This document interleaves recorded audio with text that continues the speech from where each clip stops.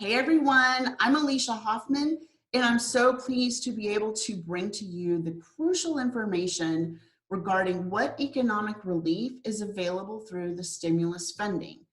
As we know by now, COVID-19 has crippled the US economy. As of this taping, which is Sunday, April 26th, the government has already issued 2 rounds of funding. We don't know if that's the end of it, right? So the goal for today is to bring you the latest information as of April 26th, but also bring it to you in an easily understandable format so you can make an actionable plan for you and your business. Now, big disclaimer, this is not meant to take the place of an individual consultation. So I want you to make a plan, but I want you to run it past your personal financial professional. If you don't have someone that you work with, there's going to be opportunities to work with me, and I'll let you know how to do that throughout the presentation, okay? So a little bit about me. I've been a CPA for over 24 years. I have 2 businesses. Alleycat Solutions is my accounting, bookkeeping, individual tax prep, and retirement planning business. So I have lots of resources at my alleycatsolutions.com website. I'm going to be putting this video on the homepage as well. And on the homepage to the left, there's going to be, you can ask me a question, you can email me. And I also have a bundle that I'll talk about at the end of the presentation. And there's a video on my homepage that talks about what that offer is. It's called Alicia's Offer, okay? I'll talk about that later in the presentation. Now, in addition to helping adults with their finances, I'm passionate about empowering our youth with entrepreneurial and financial skills to be successful in our new modern gig economy. So that passion led me to create WizBiz Kids. And WizBiz Kids has project-based programs such as leadership programs, camps, and curriculum for schools that teach kids how to manage their finances and also how to be entrepreneurial, how to run a business. I don't know about you, but I missed that class in school because there wasn't one. So anyway, if you're interested in learning more about that, go to wizbizkids.com. I have a video on our homepage that explains why I'm so passionate about that for our kids. I'm a parent, and I wanted that for my girls, and there really wasn't anything out there. So all of our programs are bilingual, so our website's bilingual as well, and so you can view it in English and in Spanish, okay? So you can go check out more information at wizbizkids.com. All right, so let's get started. So how can you take advantage of the CARES Act and maximize its benefits? So this has been a wild ride, you guys. I've been following this and I've been knee deep in this from the get-go because, like I said, I have an accounting and tax business. So I'm partnering with my clients to give them the best guidance on which option works best for their business. And I'm, pulling information for them, pulling numbers. So there's been 2 rounds of funding, as I mentioned. 2.2 trillion went like that, okay? Then just earlier this last week, the government issued another round, an additional 320 billion, okay? So here's why I'm mentioning the dates. I want you to get in action, okay? I'm not trying to discourage you, but there's a lot of unknowns, right? First of all, we don't know how long this additional round of funding is going to last, but we also don't know how long the virus is going to stick around. So we don't know if this is the last round of funding. So my point is, don't get discouraged, first of all, but second of all, get in action, get an application in, and secure your place in line, because if the second round of funding runs out, there might be additional rounds and you don't want to miss out. Don't take this as if you haven't started that you've already missed out on something, okay? All right, so I'm going to be reviewing this in 2 different categories. First, I'm going to cover relief for individuals. Then I'm going to cover relief for businesses. So on the individual side, there's been some tax deadlines that have been extended. The stimulus checks, there's still a lot of confusion around that. And then I want to just we'll briefly touch on some potential opportunities with your state unemployment office, okay? Then on the business side, there's the big one. There's the forgivable loan, the Paycheck Protection Program, which you might have heard of. Then there's also disaster loans, the Economic Injury Disaster Loan, EIDL, that has really favorable funding. It's cheap money. Then there's also some other things, payroll tax deferrals and credits, all right? So let's get started. Okay, so on the individual side, we're going to talk about the tax deadlines that have been extended. So, as you might have heard, typically it's April 15th. Now it's been moved to July 15th. So you also might have heard this, when you have filed an extension in April 15th, your CPA might have said, okay, it's an extension to file, not an extension to pay. So that's usually the way it is, but July 15th is now the deadline to file and to pay, okay? So, so you didn't have to pay anything on April 15th. Then if you're paying quarterly taxes, so if you're a freelancer, 1099 contractor, and you're used to submitting your taxes on a quarterly basis and sending it in with the vouchers, they have moved the first quarter tax payment deadline to July 15th, okay? So that's one thing.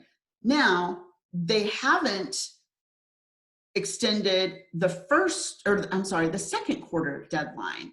So right now, the way it stands is first quarter is due July 15th, but second quarter is due June 15th. So don't let that trip you up, okay? There's like this month overlap where it kind of doesn't make sense. But anyway, just wanted to call that to your attention.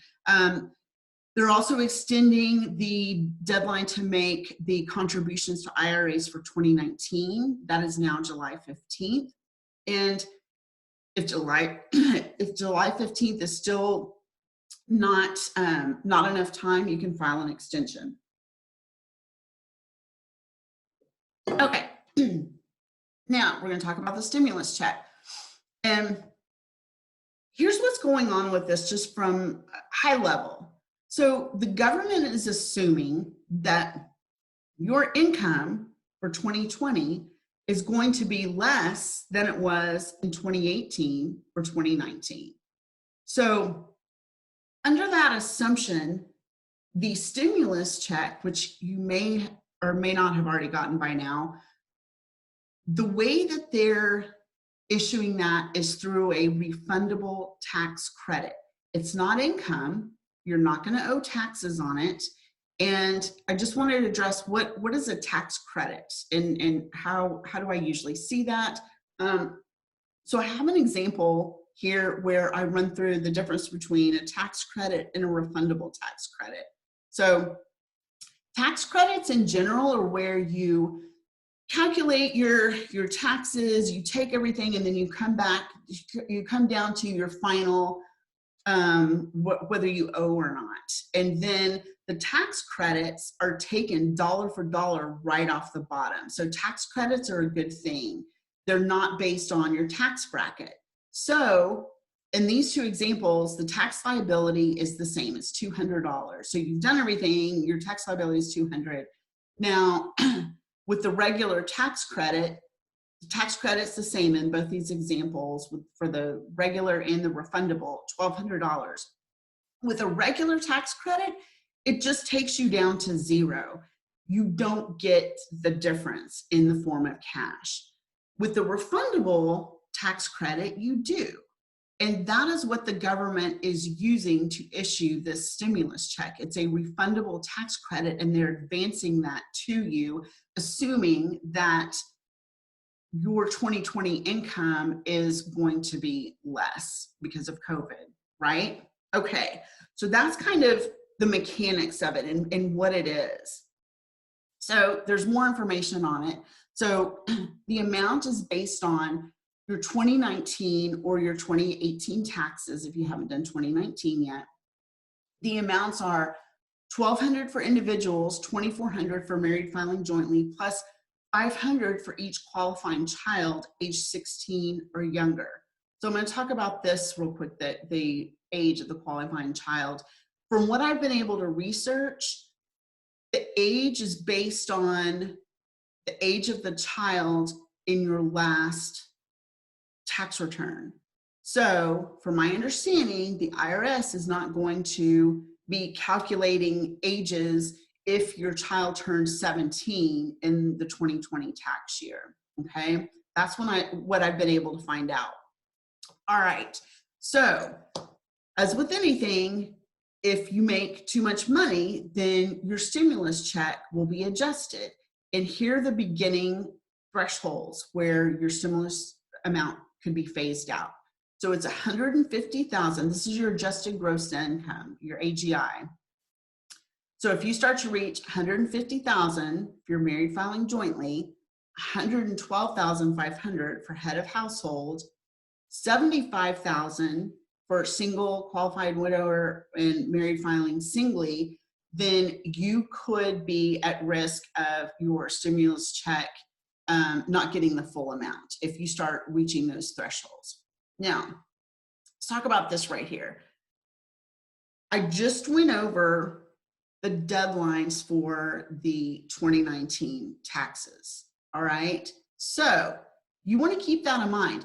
If your 2019 taxes are up from 2018 and you're now in 2019, you're going to start to get into these thresholds where your stimulus check might be phased out or might be reduced. Just saying, the 2019 is not due until July 15th, okay? Something to think about. And then also the reverse is true. So if you were in these thresholds for 2018, but in 2019 it declined, then you'll want to get your tax return done super quick so that they can base it off of where you qualify more, okay? So more information on this. So the logistics, the IRS will direct deposit it if they have your bank info. Usually they have this from your tax return. Now, they've come up with a Get My Payment app that is on irs.gov. Now, my clients haven't had a lot of success with this, but what you need to know is when you go on the Get My Payment app, it's going to ask you for some numbers so that the IRS can identify you from their latest tax return. So have that information available, all right? And then another question that I've gotten is, will you qualify for the stimulus payment if you're currently on an IRS payment plan? And the answer is yes. They're not going to hold that against you or take that stimulus payment and apply it to your payment plan as a credit. You still should get the cash if you qualify, okay? All right, so we've talked about the filing dates. We've talked about the stimulus checks. Now, here's what I want to say about the state unemployment office.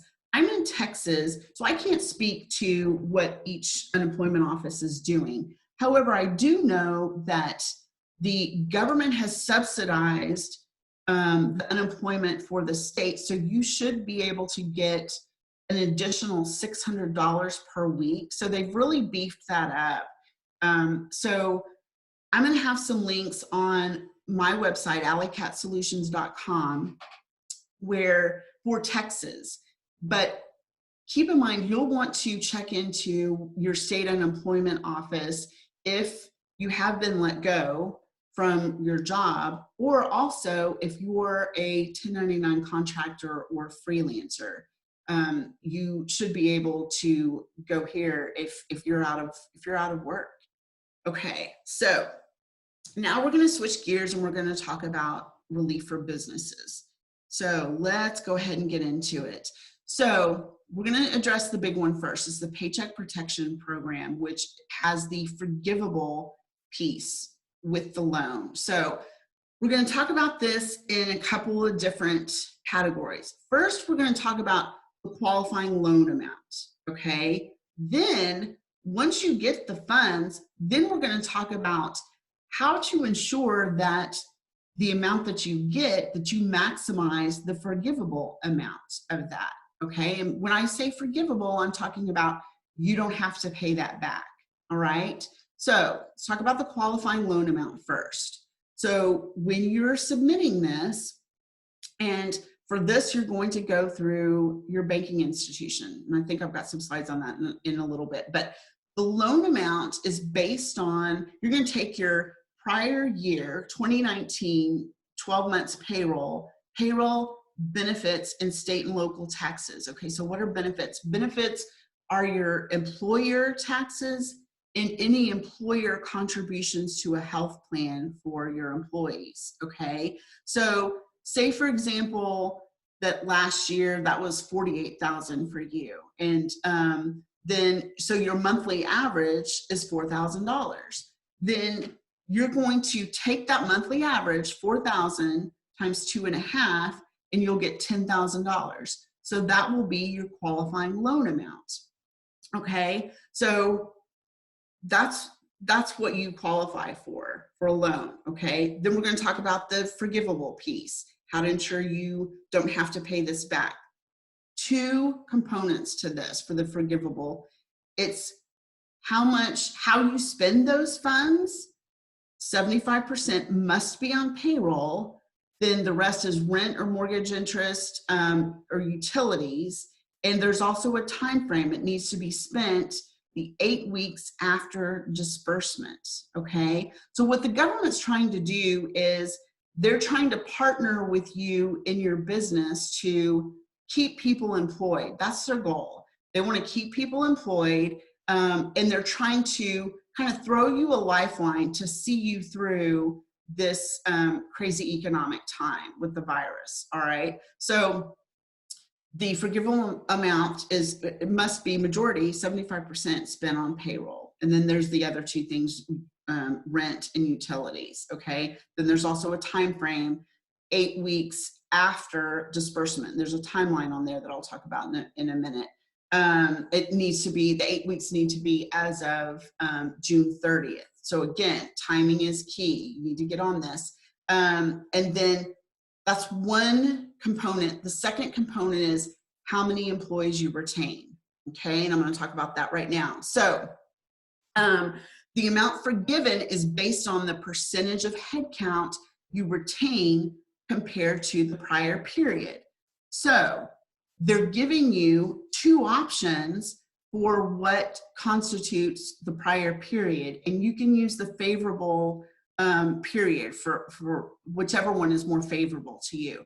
So the prior period can either be the first 2 months of this year, 2020, or 2/15 to 6/30 of 19. Okay, and here's an example. So say in either one of those periods you had 10 employees, but now during the loan period it dropped to 8 employees. Then your highest forgivable percentage is going to be 80%. So you might have spent everything on the right thing. You might have spent 75% on payroll and the remainder for rent and utilities for the 8 weeks. However, if your head count has dipped, then they're going to take what that percentage is and then apply it. So then that 80% would be applied to the forgivable amount. All right. Additionally, if your head count drops more than 25%, you lose all forgiveness. All right. So other things to keep in mind, the loan forgiveness applies for the 8 weeks during the cover period, which ends June 30th. And so they're hoping that you're going to get your loan by the least, around early May. So if you don't get your funding until after May 5th, you may not enjoy the full forgiveness period. So again, it's important to work fast. Now, say that not everything is forgiven. This is a loan, okay? So if not everything's forgiven, here are your loan terms, and they're pretty good. It's 1% interest rate, and then there's no payments for the first 6 months, and then it's on a total 2-year loan term. right? And I've been assured that they're relaxing the credit score. So typically, you need to have a minimum credit score of 680. I don't have the exact number, but I think it's like high fives, low sixes. Okay. So that is the actual loan terms for any portion that's not considered forgivable. Okay. Okay, let's talk about the process. So you're going to submit the loan through your bank. Then the bank submits it to the SBA. Now, the SBA reviews it, and if it's approved, they assign you an approval number, and that number is based out of a total pool for that particular bank. So for example, you might be loan number 2000 out of 6,000 for your particular bank. So you've got a ways to go. Now, I know that there's been some clients who have looked at redoing a loan app through a smaller bank, so like a community bank, that they could be further on the list. So I haven't heard if they've been successful at that, but I know that that's what some people are starting to look at doing. Okay. All right. So that was the PPP loan, the forgivable piece. Now we're going to switch to the SBA disaster loan. So with the disaster loan, you can apply up to $2 million. And you can use this to fund all business operations except growth. So you can't spend this on advertising and marketing. You can't, no Facebook ads or Instagram or any of that. And then you do have to pay this loan back. However, the terms are decent. So the interest rate is 3.75% and it's paid back over 30 years. So this is kind of like a mortgage. And again, the credit score is relaxed on this one as well. So if you think about this, if you've ever thought of doing a home equity loan to infuse some working capital into your business, this is similar to that. However, it's not a collateralized loan. You don't have to have your house inspected or appraised for the bank. The government is backing this loan. So this is still a loan, you have to be approved, but it's actually cheap money, and it might be the way to go for you if the PPP loan isn't as favorable.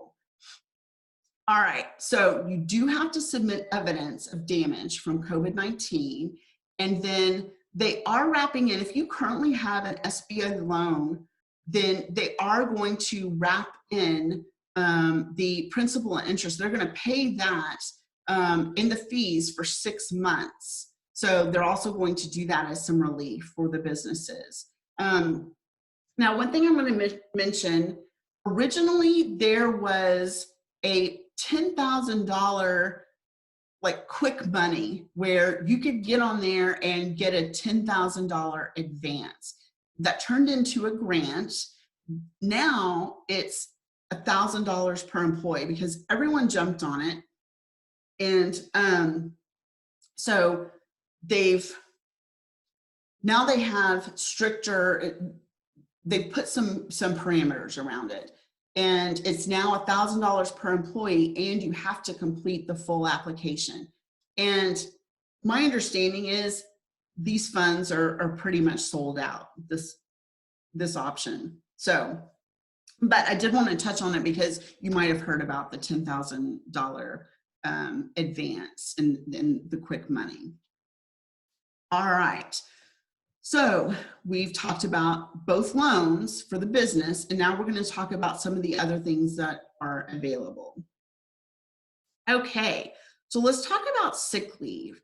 So if you're a business owner and you have an employee that is sick with COVID-19, can't be sick with, with the stomach bug, it has to be COVID-19, or they're caring for a relative that's sick with COVID-19, or they're caring for a child that's out of school, then as an employer, they must be paid by their employer for up to 80 hours of leave. So this is a mandate. This isn't a, yeah, you should be a good employer and you should think about doing this. No, this is a requirement. Okay. So let's talk about this in more detail. So if the employee themselves, if they are leaving work for self-care, then the employer must pay their full wage replacement up to $511 per day, okay, for 80 hours, right? So, and I think that comes out to 10 days, which was the 5/11/10. So, or if they're leaving to care for a family member or their child's school is closed, their employer must pay 2/3 wage replacement or up to $200 a day. So a little bit different on what wage is replaced.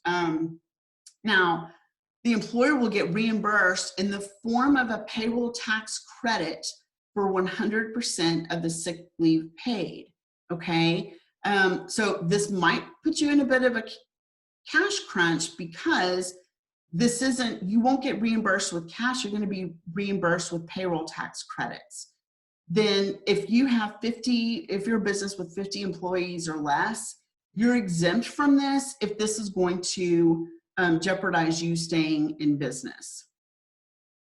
All right, so there are other provisions that are available. You can defer 100% of your payroll taxes until late 2021 or early 2022. This covers both employer and employee taxes, and that, I don't know, that's around like 15 to 18% range typically. So this will give you immediate cash relief. However, keep in mind, you're building debt with the government. So this might be like a last resort option for you because you will have to pay this back.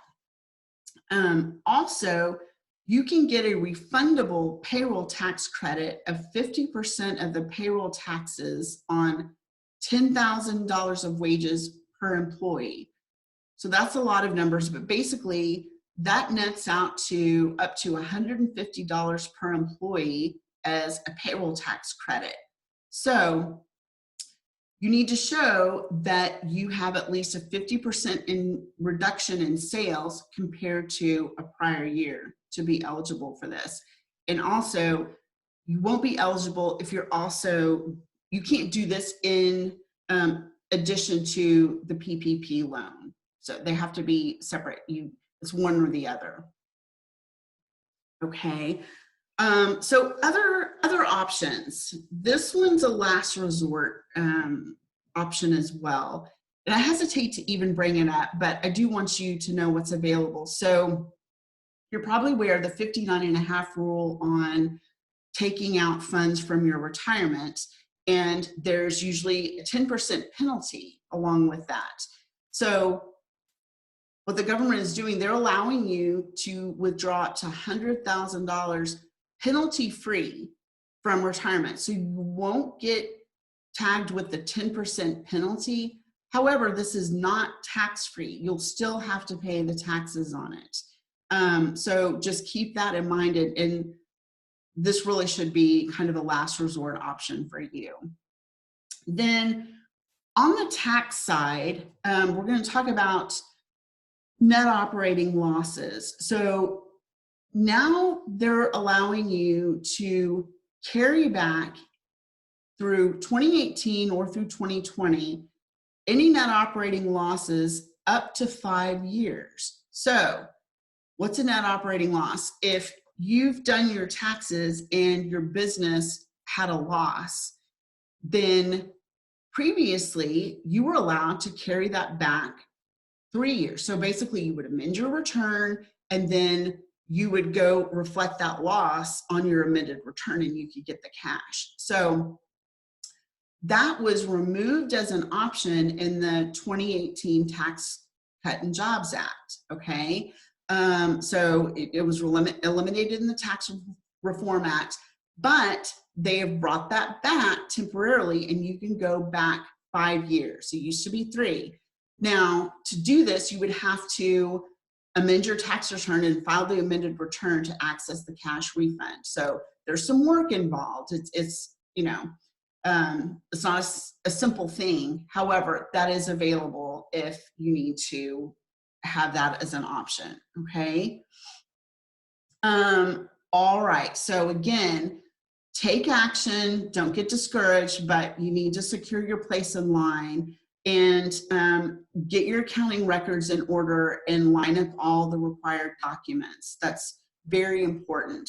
So if I've been talking through all of this and you're like, I don't even have my book set up, or I don't understand what she's talking about. So I want to offer you guys some services, and I want to work with you to help you through this time. So if you just sign up for my email, then I'm going to send you my free tax tips. Okay. So as I said, I've been a CPA for over 24 years, and you want to ensure that you're paying the legal minimum in taxes. And I've got the IRS regs quoted and all of that, but I've seen a lot of mistakes throughout the years, and I don't want you to make those same mistakes. So if you just send me an email and put tax tips in the body of the email, then I'll send you that for free. Okay. Now, if you want to take this opportunity to get your finances in order, and I highly suggest you do that, I've got a video on my homepage that talks about how I wish that there was like a financial check engine light that would come on to encourage people to get their finances in order. So if anything, this COVID-19 might be that check engine light for you. So I'm going to give away the tax tips. That's over thousands in savings. I'm also going to give away this How Many Works book.